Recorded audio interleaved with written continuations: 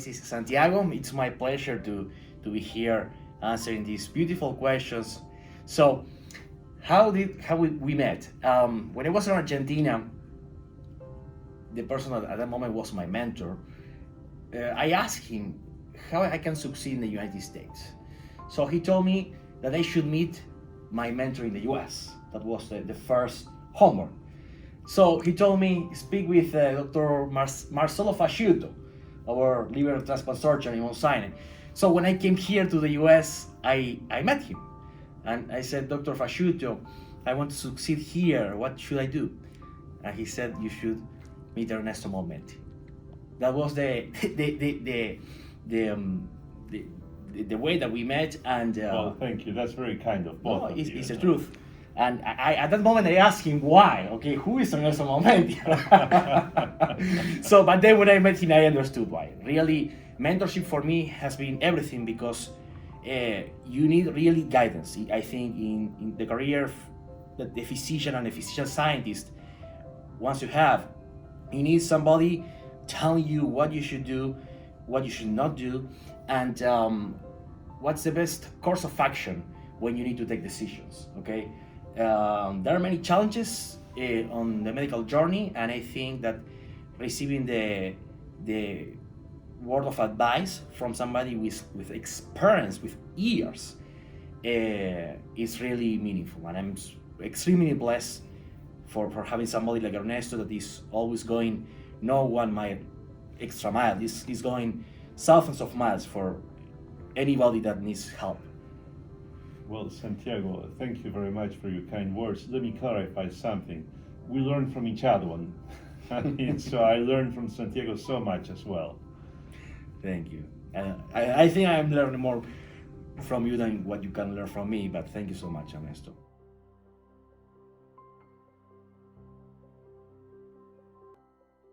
Viktor Frankl, who wrote the book Men Searching for the Meaning, he quotes, I think, Nietzsche when he said that those that they have a why, they can endure pretty much anyhow, right? And I think that it's very important to have a why.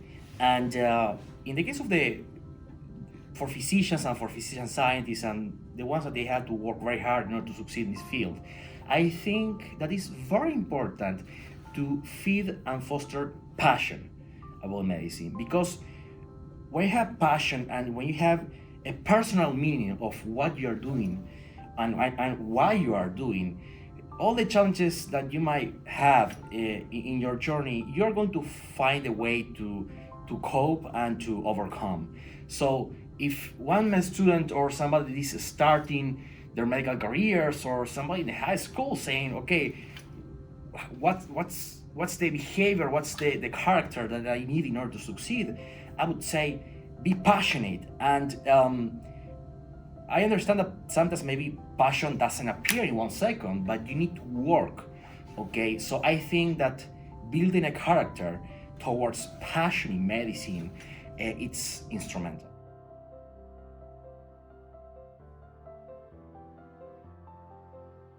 Physicians and scientists, they can speak a lot about how COVID-19 affected their daily work. They had to get a little bit creative, okay? Because people that they are maybe dermatologists, they were seeing patients as intensive care physicians.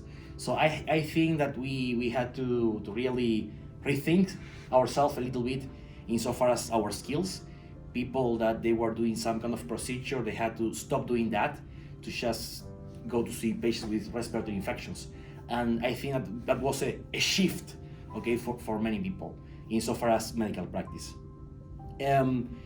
For scientists, I think that the COVID-19, it was and it is very interesting because people that they were doing research not related at all with COVID-19, suddenly they were working full-time in COVID-19 field.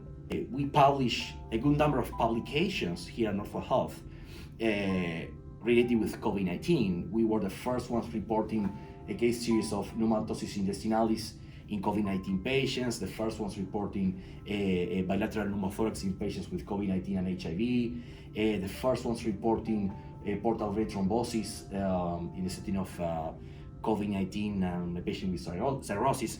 So even though my research is not about COVID-19 and about pneumothorax or about pneumatosis intestinalis or about portal vein thrombosis, we decided to write these reports, to work in these publications, that sometimes they take a lot of time, Ernesto. You can... Absolutely.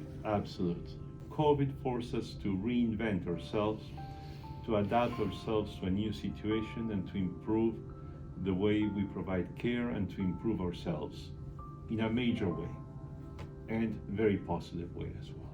Absolutely, I think that we can learn from this, and we have to learn from this. We are having a new, I would say, mindset, okay, in the society, in order to put science first, in order to understand that education is the tool. How we develop new therapies, new vaccines. We need knowledge. Knowledge is power.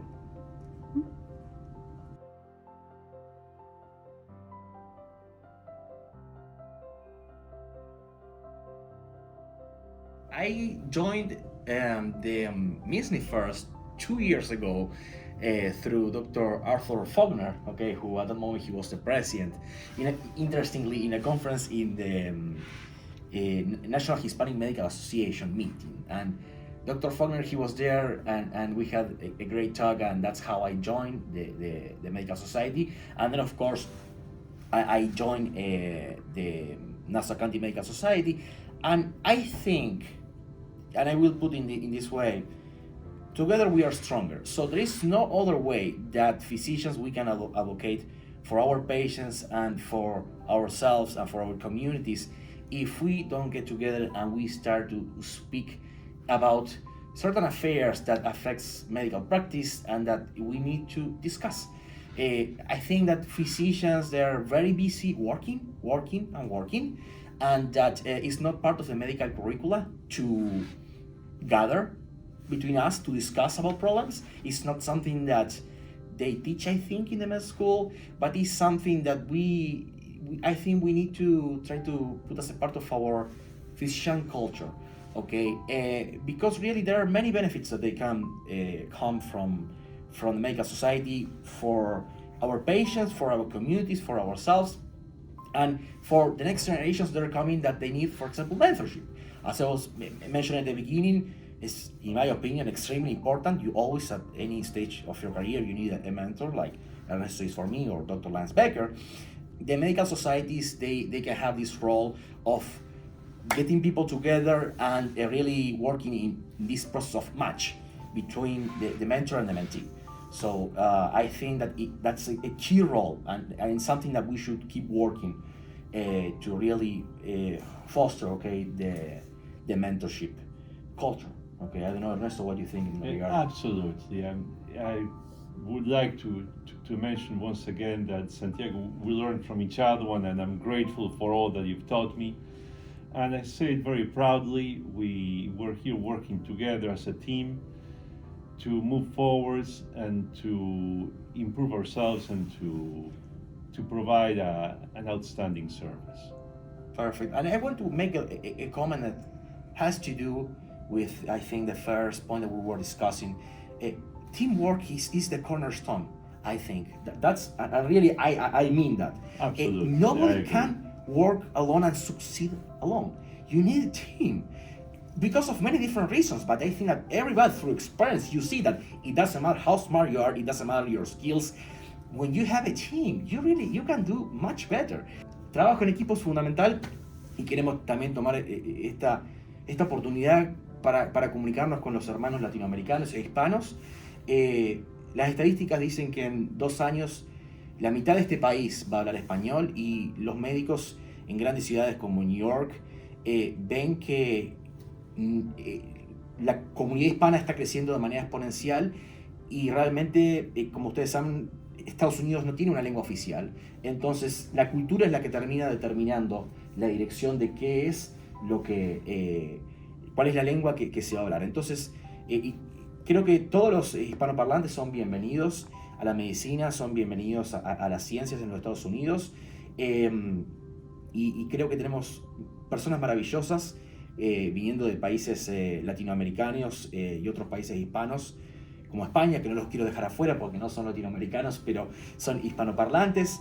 Y queremos decirles que el Nassau County Medical Society es una sociedad inclusiva, que son todos bienvenidos, que defendemos la diversidad, que promovemos el entendimiento con gente que es diferente porque somos todos diferentes los unos a los otros, y que es un valor primario para nosotros la diversidad. Es algo que lo defendemos y que creemos que es importante porque estudios han demostrado que instituciones que son diversas funcionan mejor, ¿okay? Y hay datos científicos que soportan eso. Diversidad significa mejores instituciones, mejores resultados. Y en el caso de la medicina es muy importante para el beneficio terapéutico de nuestros pacientes. Porque lo siguiente quiero invitar y le quiero dar la bienvenida a todas las personas agradecidos de poder ayudar en lo que esté a nuestra disposición y de invitarlos a mostrarle cuál es nuestro trabajo y a que se unan a nuestro trabajo. So everybody can join us in our work, Ernesto, right? Everybody, English speaking, y también para los hispanoparlantes vamos a hacer todos juntos un trabajo excepcional.